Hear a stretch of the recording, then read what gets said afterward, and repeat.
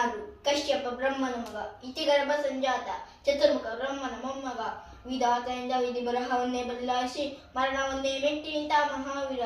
ಆದಿತ್ಯರ ಮಕ್ಕಳ ಅಟ್ಟಹಾಸವನ್ನು ಸುಟ್ಟು ಆದಿತ್ಯರ ಅಟ್ಟಹಾಸವನ್ನು ಮಟ್ಟಾಕಲ ಸಾಹಸಿ.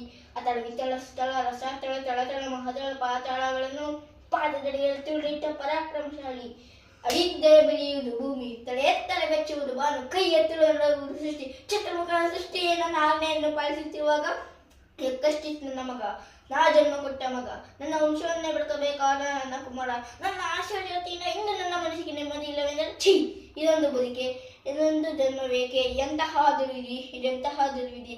ನಾನೇ ಸರ್ವಶಕ್ತಿ ಎಂದುಕೊಂಡರೆ ಅದಾವ ಶಕ್ತಿ ನನಗೆ ಎದುರಾಗಿ ನಿಂತು ಕಾಡುತ್ತಿದೆ. ಅದಾವ ಶಕ್ತಿ ಪುತ್ರ ನನ್ನ ಶತ್ರುವನ್ನಾಗಿ ಮಾಡಿದೆ.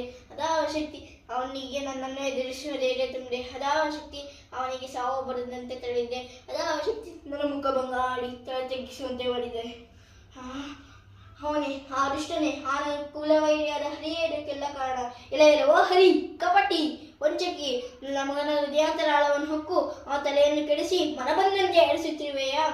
ನನಗೆ ಪೌರುಷವಿದ್ದರೆ, ಪರಮ ಪುರುಷೋತ್ತಮನೇ ನೀನಾಗಿದ್ದರೆ, ನನ್ನ ತೇಜವರ ಗಂಡು ನೀನಾಗಿದ್ದರೆ, ಬಾ ಬಂದು ನನ್ನ ಎದುರಿಗೆ ನಿಲ್ಲು. ನಿನ್ನ ಉದರವನ್ನು ಬಗಿದು ನಿನ್ನ ಕಳ್ಳುಗಳನ್ನು ಮಾರೆ ಹಾಕಿಕೊಳ್ಳದಿದ್ರೆ ನಾನು ಹಿರಣ್ಯಕಶ್ಯಪನೇ ಅಲ್ಲ, ನಾನು ಹಿರಣ್ಯಕಶ್ಯಪನೇ ಅಲ್ಲ, ನಾನು ಹಿರಣ್ಯಕಶ್ಯಪನೇ ಅಲ್ಲ.